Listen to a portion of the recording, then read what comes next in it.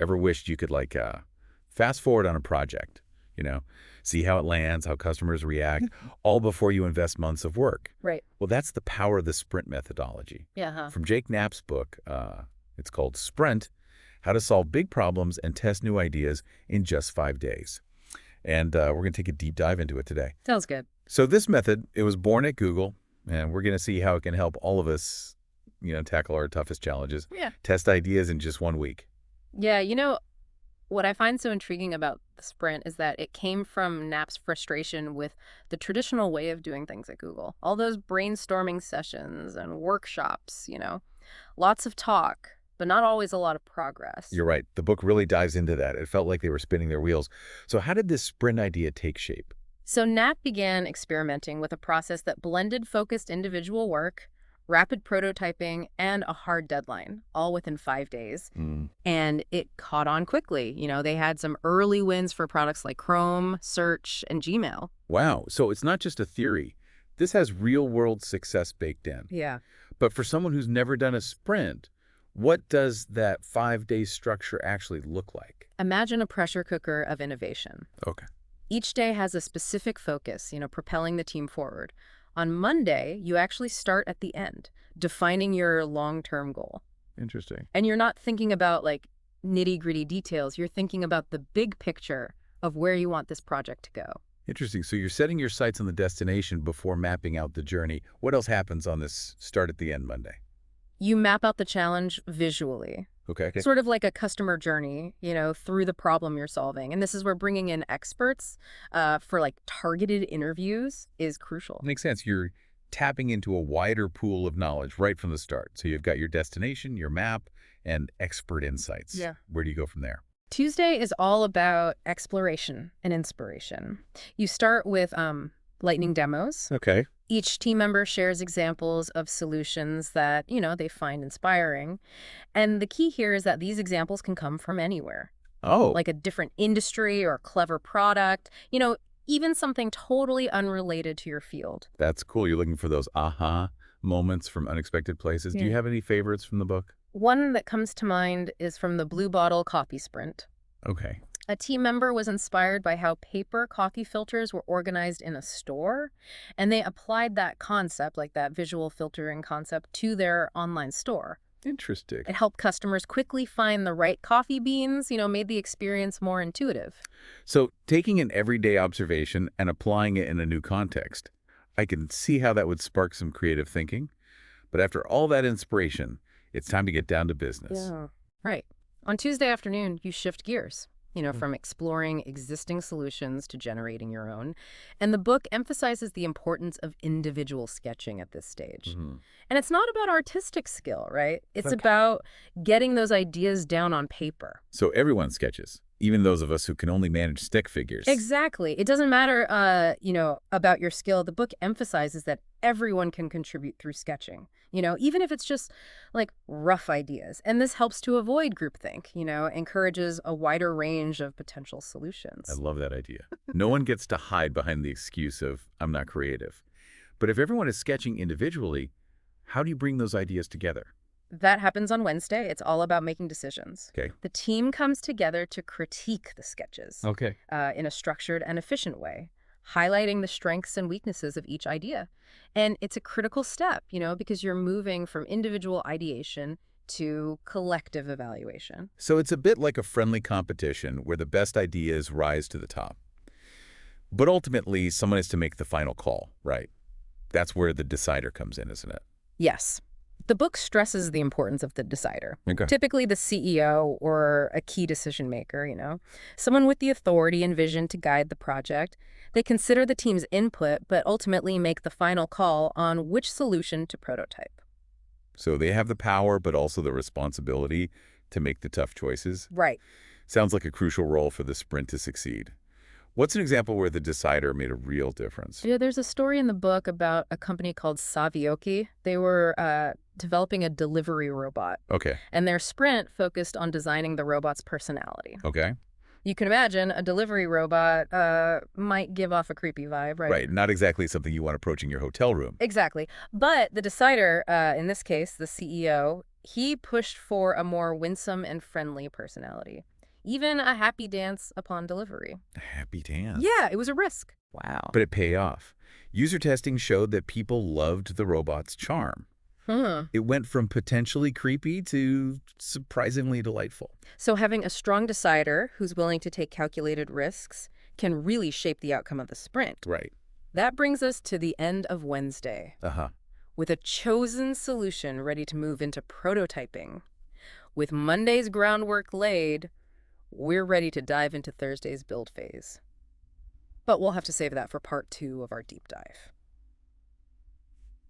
Welcome back. We left off at that exciting moment in a sprint, where you've chosen a solution and now it's time to build it. Yeah. But remember, Thursday, the building day isn't about crafting a perfect, polished product. Right. What's the mindset going into this part of the sprint? It's about embracing what the book calls a prototype mindset. Okay. Which is really about, faking it till you make it. You're building a facade just enough to test the core concept with users. Like those movie sets that look grand from the outside but are just plywood and scaffolding behind the scenes. Yeah. So how do you translate that to building a prototype, say, for an app? You focus on the user's journey. Okay.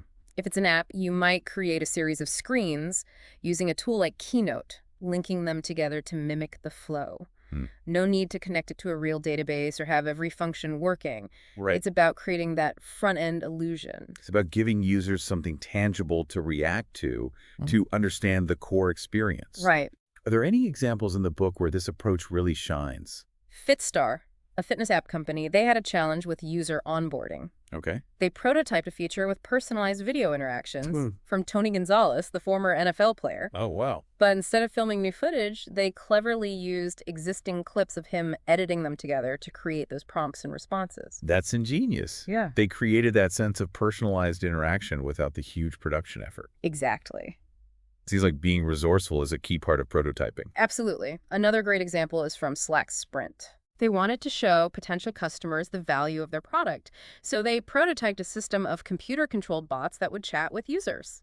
Building a whole bot system in a day. That sounds ambitious. It was. But they didn't overcomplicate things. Yeah. They used pre-written scripts and clever timing to mimic those bot conversations, creating a convincing illusion of a real-time interaction. It's about finding those shortcuts, the clever hacks to bring your idea to life without getting lost in the weeds. Exactly. Now, while Thursday is all about building, there's another crucial track running parallel prepping for Friday's user testing. Right. You need to know what questions to ask, how to structure those interviews to get the most valuable feedback. Exactly. So as the makers, stitchers, and writers are busy creating the prototype, you have the interviewer crafting the script for Friday's user interviews. They're essentially setting the stage for the final act of the sprint. And speaking of stages, the book talks about the importance of setting up the user interviews in a specific way, right? You need 2 rooms, one for the interview itself and another for the sprint team to observe. That's right. It might seem counterintuitive to separate the team from the user, but this setup is designed to minimize bias. The team watches through a live video feed, ensuring they're observing without influencing the user's behavior. So no leading questions or unintentional cues that could skew the feedback. Right. The interviewer is in control, following a structured script to keep things consistent. Yeah, the script is important, and the book outlines a 5-act structure for these user interviews. 5 acts. Sounds like we're putting on a play. It does have a dramatic arc. It starts with making the user feel comfortable, Okay. then moves into understanding their context, introducing the prototype, observing them, completing tasks, and finally a debrief to get their overall impressions. I like how each act serves a purpose, guiding the user through the experience while uncovering those valuable insights. Tell me more about this thinking aloud technique that seems key to getting inside the user's head. It's gold. You ask the user to verbalize their thoughts as they interact with the prototype. Their impressions, their decision-making, it reveals so much more than just observing their actions. You're uncovering the why behind their clicks, taps, and swipes. Right. It's like having a direct line to their thought process. And the interviewer uses nudges, those open-ended questions, to encourage the user to keep talking, keep sharing their reaction. Nudges. I like that term. So you're guiding the conversation, but not directing it, allowing the user to lead you to those aha moments. It's a delicate balance. You're facilitating discovery, not leading the witness. This is all starting to make sense now. You're not just throwing a prototype at a user and hoping for the best. Right. There's a real art to structuring these interviews to get the most meaningful feedback. And that feedback is crucial as we move into the final act of the sprint. Synthesizing those findings and deciding what happens next Friday brings the culmination of all your efforts, but we'll have to leave that for the final part of our deep dive. We're back for the final act of our sprint deep dive. We've planned, we've explored, we've built, and we've even observed users putting our prototype through its paces. It's been quite a week. It has. Now it's Friday, the day of reckoning. Yeah. What happens now that you've got all this valuable user feedback? So Friday is about turning all that raw data into, actionable insights. Okay. The team gathers, they review their notes from the user interviews, and they're looking for patterns. It's not just about individual observations, but about finding those common threads, the recurring themes that emerge from the feedback. So it's about connecting the dots, seeing the bigger picture emerge from those individual data points. Are there any specific methods for doing this?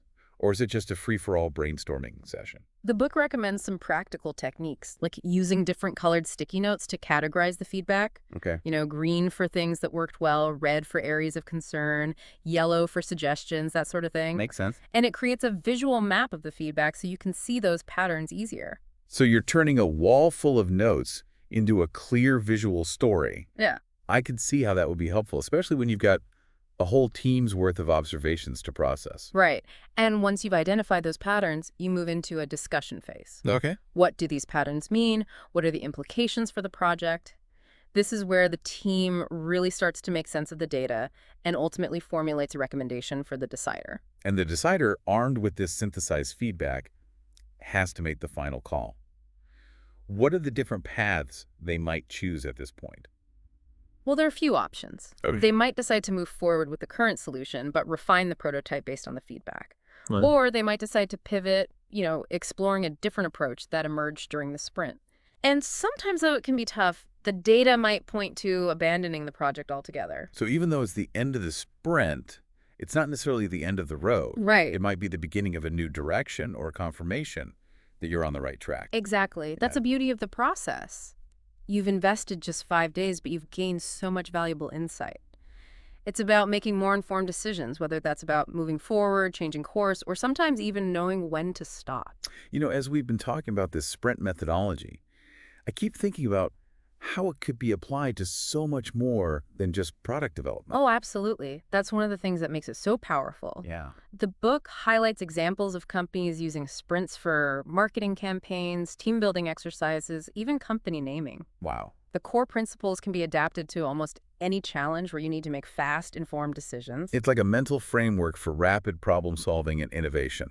And the best part is it only takes 5 days. It forces you to focus, to get creative, and to really listen to your users. It's a process that can transform the way you work, think, and solve problems. I have to say, this deep dive has been a real eye-opener. I feel equipped not just to understand sprints, but to actually implement them. That's great to hear. And I encourage all our listeners to give it a try. Yeah. Find a challenge, assemble your team, and embrace the sprint process. You might be surprised at what you can achieve in just 5 days. Well, thank you for being such a brilliant guide through the world of sprints. This has been a truly energizing deep dive. The pleasure was all mine. And to our listeners, we hope this deep dive has sparked some ideas and inspired you to try a sprint of your own. Until next time, keep diving deep, keep exploring, and keep innovating.